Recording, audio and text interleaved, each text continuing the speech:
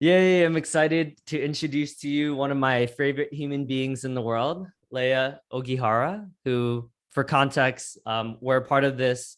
She's in year 2 of this really intensive 1-year program. So she's a T2, which means that this is our 2nd year. And then she has a bunch of coachees. And I was her coach, one of her coachees last quarter in Landmarks Landmarks Team Management and Leadership Program.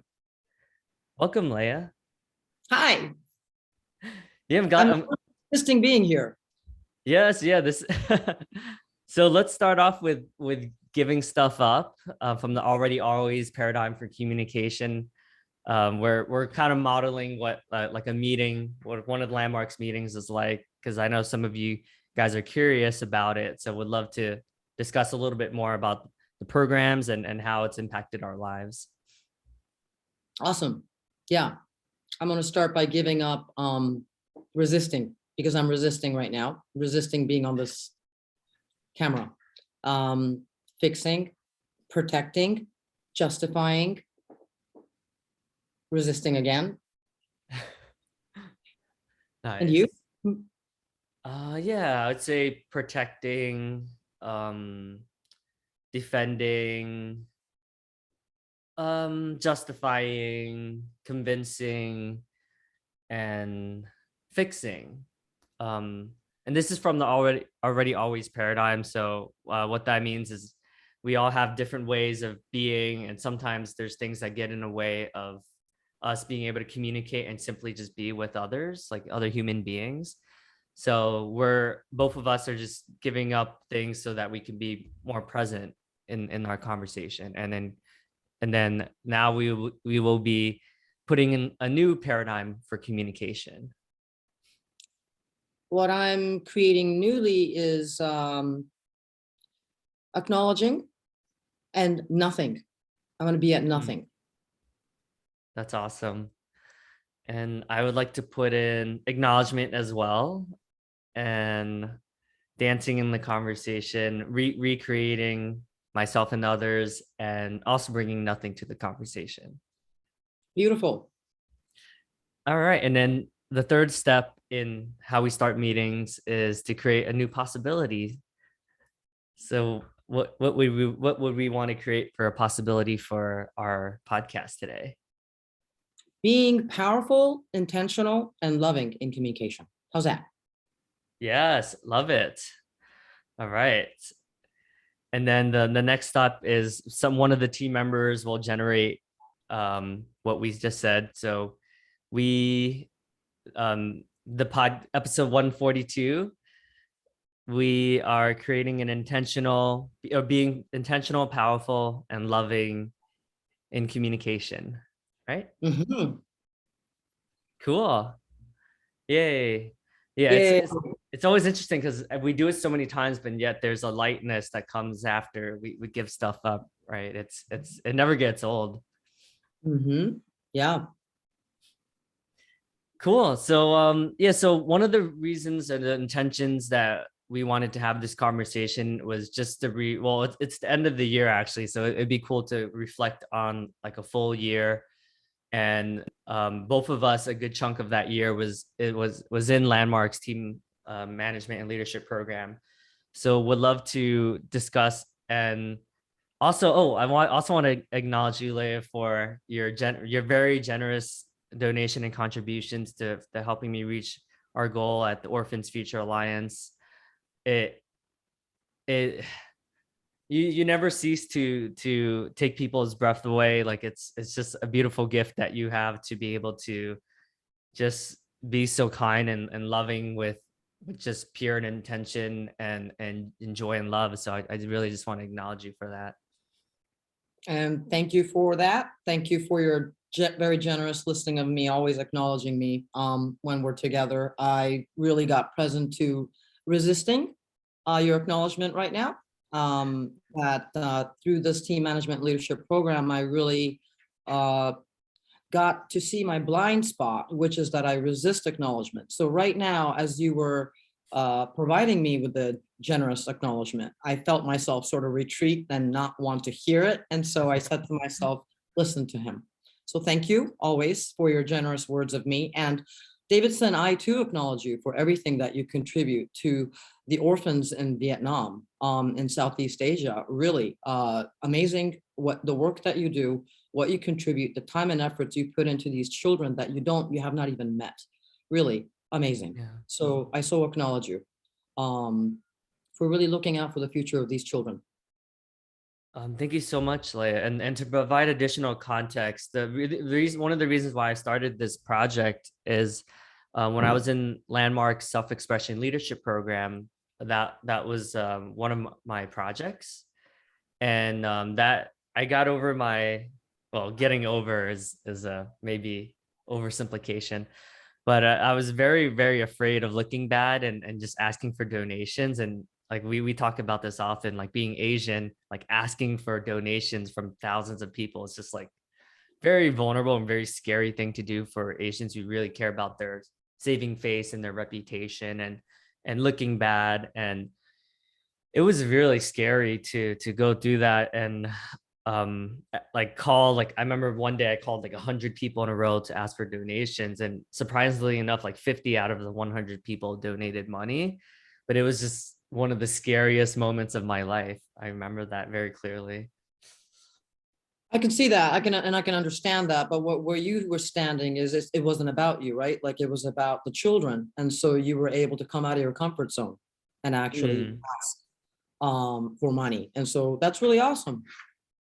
yeah, Every yeah. dollar that you're collecting really makes a difference for these children. Every dollar, right? $10 is a big deal over there in Vietnam. Yeah, So you're completely right. It's we spend, I mean, for instance, I just bought a Canada Goose, right, which was equivalent to funding three orphans for a full year in Vietnam, right? Like food, wow. room and board. And it's just like mind blowing to think, we lived in a very affluent area, like being in New York City, right? We're exposed to a lot of affluent people, and it's just mind blowing sometimes to think, like, Mhm. even so, like, we have a lot of Mhm. we're not grateful sometimes.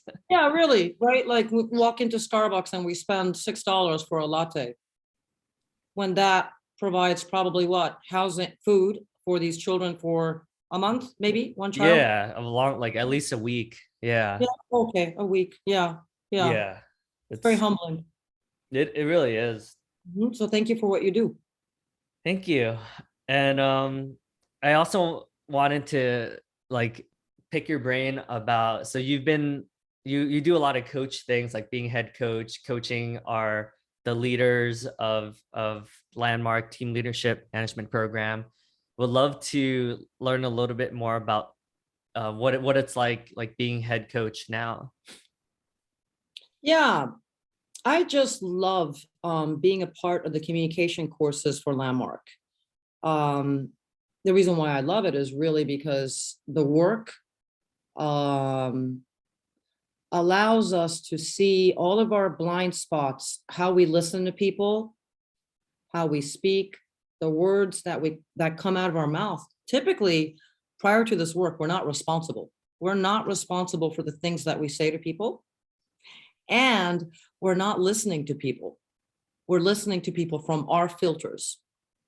So, for instance, there's this distinction called the point of view that we trap ourselves in, that we identify in a Landmark communication course, Access to Power.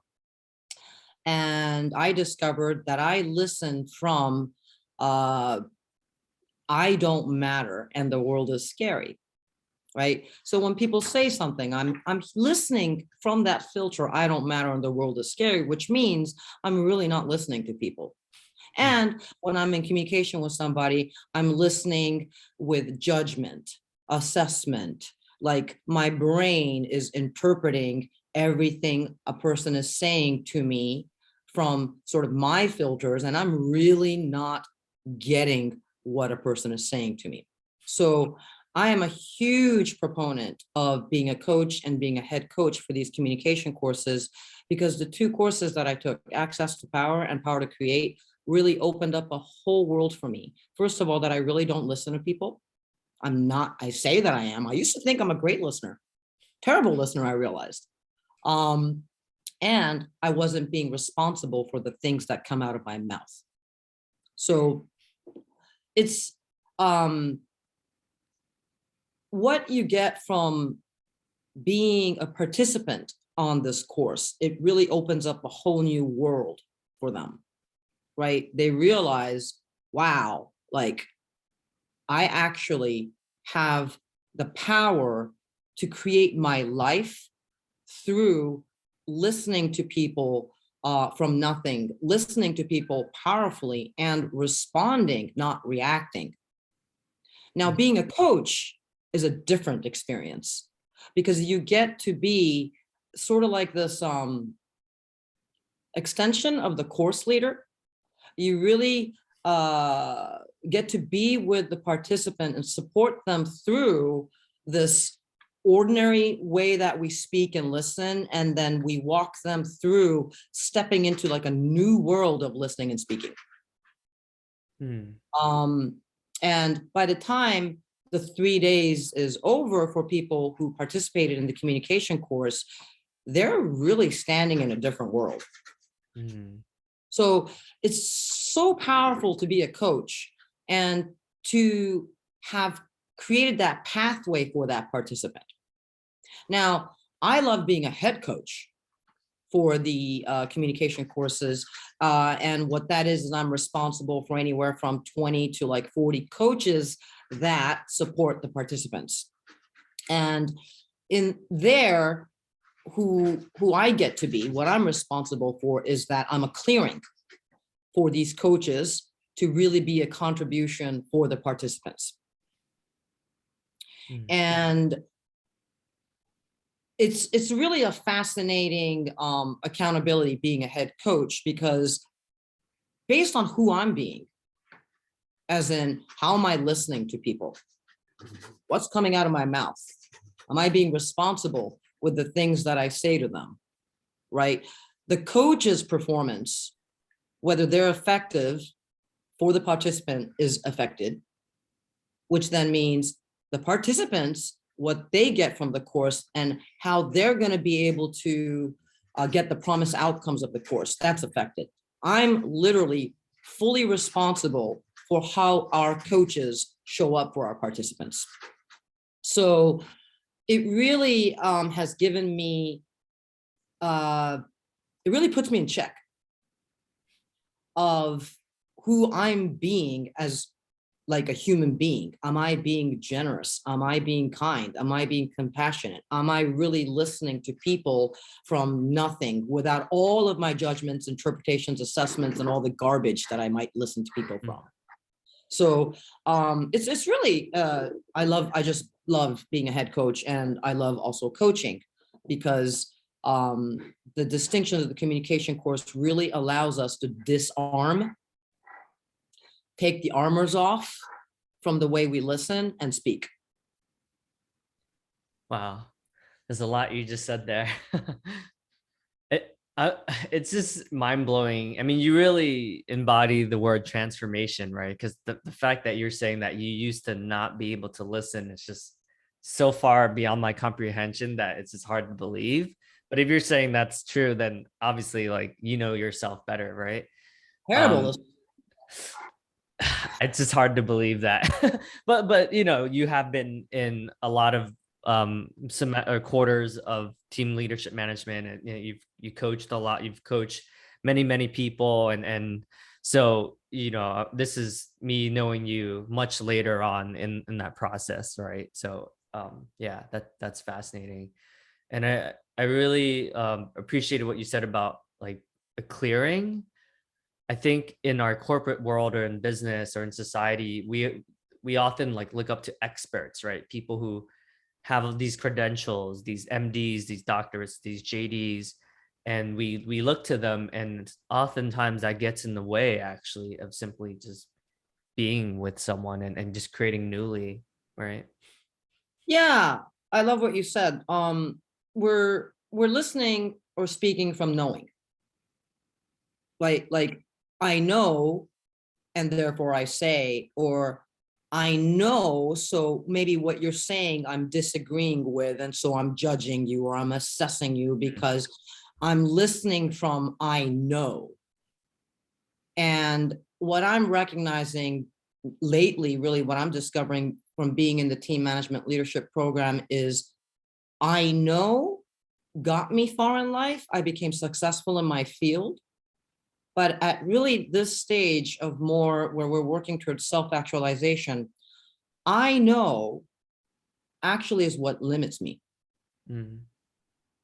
Mm. I know created a lot for me. I was a very competent, successful entrepreneur, but now at this stage, I know is what reduces my possibility. Mm. So then what does that look like? What is the world beyond I know? I don't know yet. Mm. It's fascinating, right? Because when you look at people that have achieved a certain amount of success that you have, right, with so many locations, so many people that you've inspired and touched and moved, and so many people that you've impacted, it's just interesting to see how us humans are always looking for more contribution, leaving more of a legacy, even though by, I mean, comparing you to any average person, like you've achieved like pretty much like the pinnacle of success, you know? Of course, I couldn't accept what you just said right now. So I would pause because I was deflecting internally. I wasn't right there. I just got really present to my resistance to your acknowledgement. Well, So before this work, I wouldn't even notice that. mhm. Yeah. That's true. Well, but even before like the landmark success, right, of you impacting like hundreds of lives like on a like daily basis, I'm talking about like at the business level, like as like a from a superficial, like, hey, she has success, she's mentioned in newspapers and all these articles and blah blah blah. Like, you know, you reached like what society considers like a very successful person. So then I'm curious as to like why someone makes the switch to want to move beyond that, you know, because it's like, okay, you reach what most people are thriving for, you know, or striving for. Thanks for asking me that. Yeah, one could say, and I resist saying this because I obviously, a gap of mine is self-acknowledgement. Um, and yes, if you put my resume like on paper, I supposedly achieved success. And I did, but I wasn't happy. Mm. I was a I produce results. I get stuff done. Um, and the more competent I became, the more exhausted I became. Ah, okay. Yeah. And the more I achieved, I started to lose myself. In fact, I would admit that I didn't even know who I actually was anymore the higher I climbed on the ladder Mm. because I'm so busy trying to get somewhere and I'm already there, but I'm not content with the fact that I'm there. And so it hit me. What am I doing? And so in the work of Landmark, we call that the winning formula, right? Like um we're good at something. And we do and do and do and we're good at it. We achieve success. And what it actually was a compensation for whatever we thought that we didn't have, or some sort of I'm not good enough, I'm not worthy, I'm whatever. In order to hide that, our winning, what we call our winning formula, really kicks into high gear and we achieve. But in that space, our authentic self is neglected. Mm. So um, I'm 50 years old now. I have exited my company. And what I'm actually creating for myself is like something that's authentic, not like a survival, not like a adaptation, uh, something to do in order to feel like I'm good enough in the world, like no more of that. Mm. I mean, that's pretty deep stuff. And I think, like you said, many of us, it's almost too late when we have that realization, right? It's good that you caught it now, right? Versus like, towards like the end of your deathbed, which I feel like is when most people have that like aha or that realization. I read a lot of like billionaire biographies, and it's often a similar trend, right? It's like, okay, well, I didn't really have a father growing up, or so I'm gonna show the world that I could become a billionaire, or oh, my family didn't love me, or whatever it is. Like and then they reach a stage where they want to be a contribution, they want to be generous, they want to give back to society. Yeah, that's I think what you said is very common with a lot of Asians. Yeah. And on the Enneagram, it's type 3, which is the achiever. And like you said, which is equivalent to the winning formula being like the more promotions, the more titles, like the more success we have, we think that'll inherently make us happy. And then it does for a fleeting second, and then we find out that, oh, actually I might have neglected my family, my spouse, my kids, like in the meantime. So it's yeah, thanks for sharing. That's very vulnerable and very authentic. Yeah, right. Like we live our life like trying to prove ourselves to something or somebody or to ourselves or to what, like, and there's nothing wrong with that. Like in that passage of trying to prove ourselves to the world out there or to ourselves, if we're contributing, great, right? Like in my case, I created a lot of jobs. I created a lot of bonds between humans and dogs. A lot of owners were educated on becoming great dog parents. Lives of dogs were improved in the city. That's all great, but it's funny. I'm all of it in the background is me trying to prove myself. And then I took a pause and I'm like, what am I trying to prove? Like, Mhm. where am I coming from? I'm coming from scarcity, some sort of I'm not good enough. I'm not even aware that I'm doing it. Every Mm. day I'm just in this hamster wheel and I'm getting more and more burnt out and more exhausted. And that justifying that by saying, well, it's this, and yeah, well, it's paying the bills, or yeah, well, I'm providing jobs, or yeah, well, this. Mm. But who I actually was neglecting in that process was the authentic me. Mm. Yeah.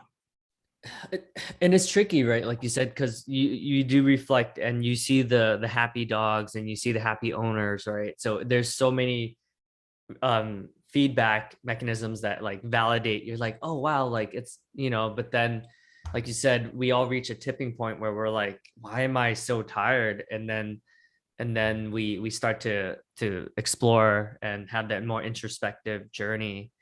um and yeah, I know you shared something like pretty vulnerable with us, about your husband. And that sounded like that was also like a pretty big tipping point for you as well, right? Yeah, absolutely.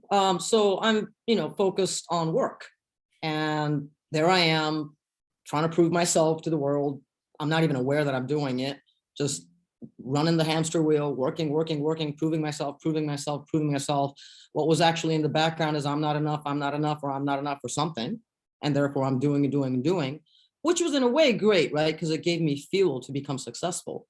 But what I was actually doing was neglecting what was most important, which was family, home, my husband.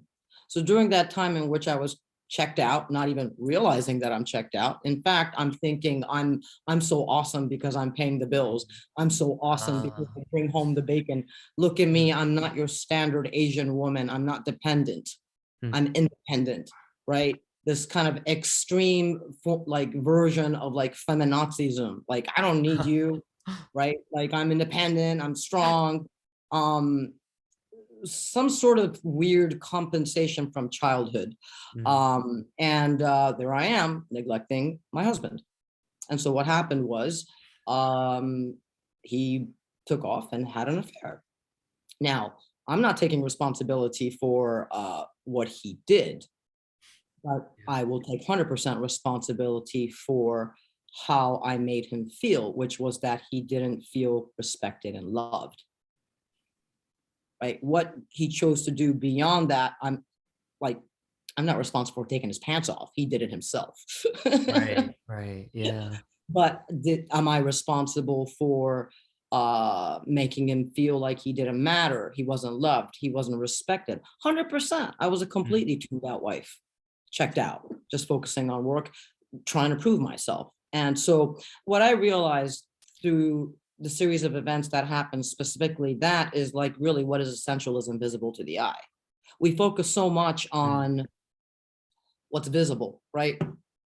Success, title, money, um, some, am I enough? Am I enough? Some sort of like tangible, visible trophy of sorts, perhaps. I'm not sure, right? But really, what I realized when that happened was what is essential is really invisible to the eye. And what it is what's missing is love, like love towards others and love really for the self. Because if mm, that was there, if we were abundant there, then none of this hamster wheel thing that we do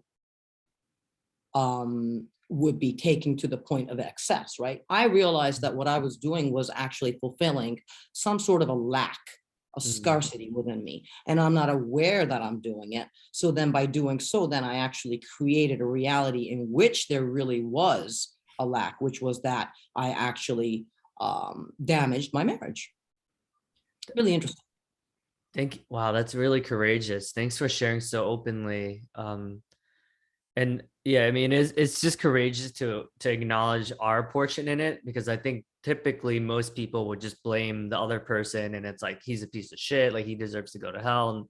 And that's like the more common dialogue that we often have. And we all have gone there, right? Like we all have blamed someone else for something. And that's really like, it takes a lot of work. Like it's clear that you've done a lot of work on yourself to see that um you were neglecting like the person that is supposed to be like the most important person in your life. And hearing you share that, like I definitely see very similar parallels with myself. And how I was able to like get into LinkedIn, which is it was like as hard as getting into Harvard, or harder than getting into Harvard. And so like you said, a lot of the typical Asian stuff of like trying to prove myself because like that's what everyone else is doing. And yeah, and it was I mean, just the other day my wife like shared with me, like we recounted those days where she would wait for me. The food would get cold, like the dinner would get cold because she would wait for me, and she would lose her appetite by the time I came home at like 10 p.m. because I was too busy like Oh, networking every night. And so yeah, very similarly, it's like the one person who gives me unconditional love, like I resisted the hell out of it because I was just like, I guess subconsciously I'm like, I'm not worthy of this love, so I would self-sabotage, mhm, by mhm. and I was doing it, like you said, totally unconsciously. Like I didn't know, right? On the outside it looked great because I was like publishing books, like winning awards, employee of the month, blah blah blah. And then yet like my wife is like, babe, like I miss you, like when am I going to see you, or like do you have time to hang out this weekend? Like she has to, I have to, like she has to book time in my calendar. It was like that was like a tipping point. I was like, oh god, I need to do something about this you know Mhm. so Yeah, yeah. because on our deathbed, right? Like, are we going to sit there and reflect upon all the trophies and how much is in the bank account and how many accolades we receive from whatever status we achieved? And are we going to sit there and talk about the news articles that we got, like, I don't know, our name is in, right? Is that the stuff we're going to sit there and reflect upon in our deathbed? I think not.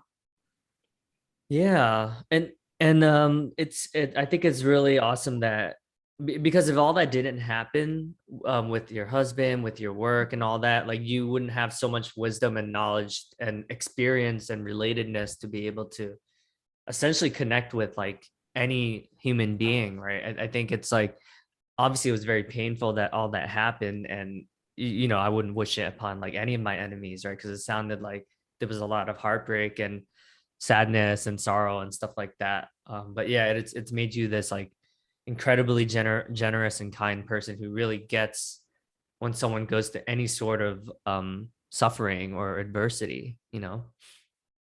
Yeah, right. Yeah. Typically something like this is a circumstance in which it would get pretty hideous and ugly.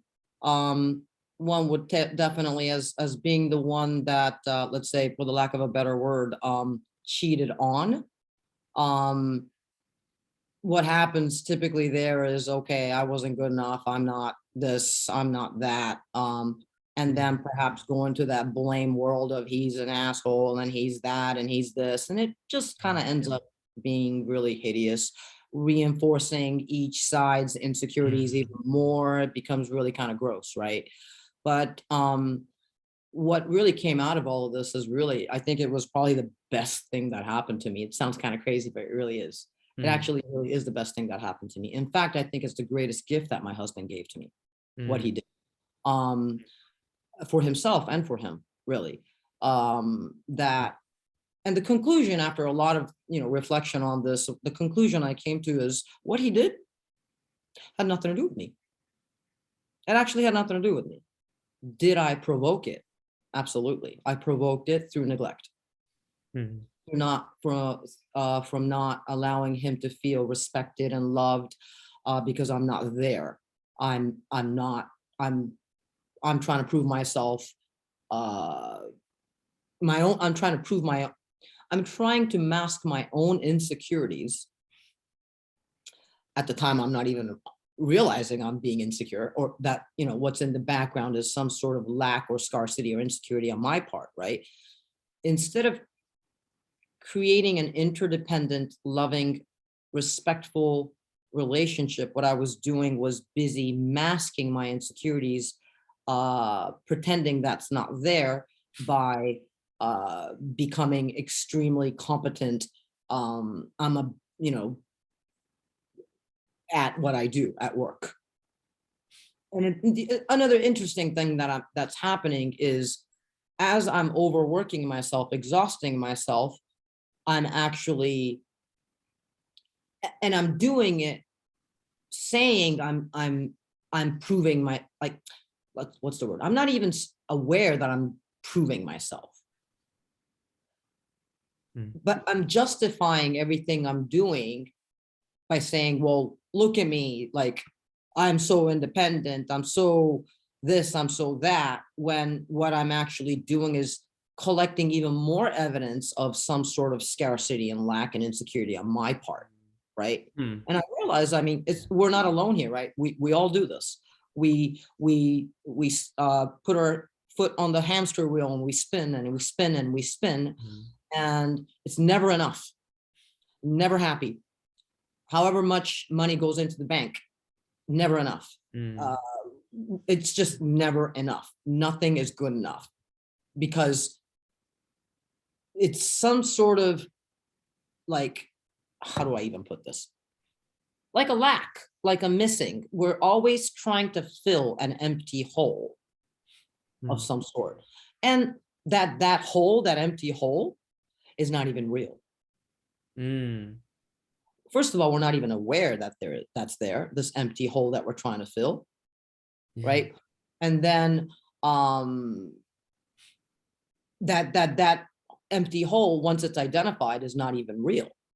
It's something that was made up by some sort of event when we were a very young child, some sort of incident or circumstance that was injurious to us as children. And then for the rest of our lives, we are trying to compensate, trying to fill that hole. Crazy. It's just crazy to think, right? It's mind-blowing. Like when we truly grasp that it's not real. And so many of us will argue forever that it is real, right? That's the crazy thing. Wow. Yeah, yeah. So I Well, identified through this work, I identified that there was some sort of an imaginary hole, and that I don't need to fill it anymore. That, yeah. wow. Well, thank you so much, Leia. This has been definitely one of the deepest conversations, and I'm sure a lot of people will get a lot out of this. one of the most common things people reach out to me with is during relationship breakdowns. So I think this will be a really good resource for in perpetuity for all of humanity. So thank you so much. I love that they reach out to you for relationship breakdowns. Yeah, it's like Yeah, and what I would say to those people if they're listening, right, like, is really take the communication courses with Landmark, because that's your access to managing any relationship breakdowns, because it's all in communication. mm, Um, I'll end it yeah. with this, right? Uh, between stimulus and response, there is a space. And I'm here I'm speaking about communication. When people say something and then we react, we get triggered, right? So for relationship breakdowns happen because of communication.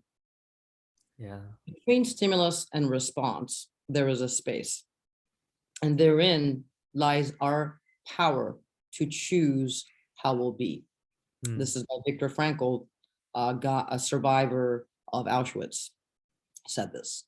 Um, but that we typically in communication, somebody says something, we're we made it mean something, we're offended by it, or we're angered by it, or we're saddened by it, or something, because we make all these words mean something, which reinforces whatever emptiness or pain that we're feeling inside, and then we'll respond to it. That stimulus will respond to it, and whatever comes out of our mouth typically is some sort of defense mechanism of some sort. yeah. Something to protect ourselves, or something to like shield ourselves from whatever they might be saying, right? When all it is just words, literally air out of their mouth, yet we we get devastated by it. We're Mm, like profoundly affected by it. We're mm. injured by words. So yeah, um, anybody listening, I would say take the communication courses, because you'll uncover all of those armors, the ways in which we listen and how we speak, as if like words is like war or something, when it's just Hmm. words. Thank you.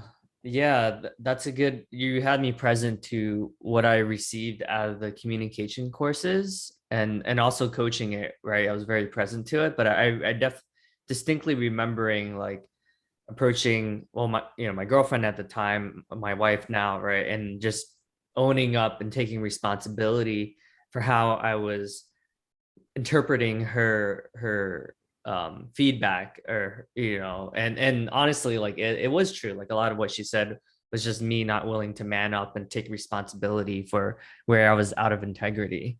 So I was present to that from the access communication access to power course. And then I remember power to create, I was able to recreate, I was able to listen, like actually receive her unconditional love that I would resist a lot, so I was present to that as well.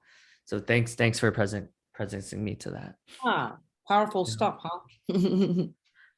Yeah, well, thank you so much. And yeah, reach out to any one of us if you want to learn more about the communication courses or a landmark team management and leadership program. And thank you so much. Thank you. Thanks for having me here, Davidson. Okay.